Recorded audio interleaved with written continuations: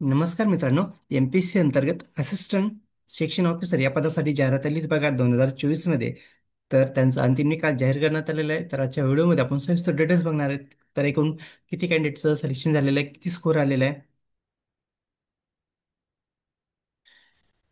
बघा मित्रांनो. Video skip न करता शेवटपर्यंत बघा. बघू शकता, महाराष्ट्र पब्लिक सर्व्हिस कमिशन अंतर्गत जाहिरात आली होती बघा, असिस्टंट सेक्शन ऑफिसर या पदासाठी.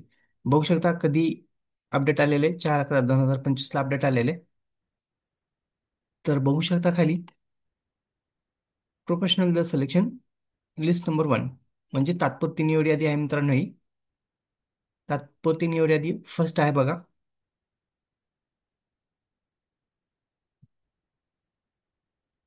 बघू शकता स्कोर किती, 315 हायस्ट स्कोर आहे. तर बघू शकता तात्पुरती निवड यादी फर्स्ट मध्ये किती जणांचं सिलेक्शन झालेलं आहे बघू शकता. एकूण कॅन्डिडेट बघा 55. तर वरती बघू शकता serial number, roll number, candidate फुल नेम, कॅटेगरी, मार्क आणि रिमार्क.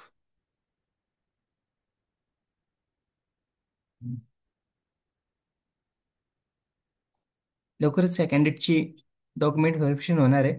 तर डॉक्युमेंट रेडी ठेवा. सर्वांचं मनापासून अभिनंदन. लवकरच तुमचं डॉक्युमेंट व्हेरिफिकेशन होईल, त्यामुळे डॉक्युमेंट रेडी ठेवा. कधी पण होऊ शकते, कधी पण अपडेट येईल डॉक्युमेंट व्हेरिफिकेशनसाठी. तर सर्व डॉक्युमेंट रेडी ठेवा. एक पण डॉक्युमेंट मिस करू नका.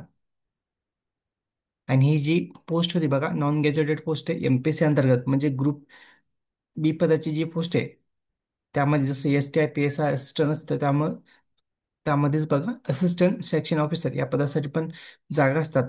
तर त्याचा हा निकाल आहे. तात्पुरती निवड यादी फर्स्ट आहे बघा.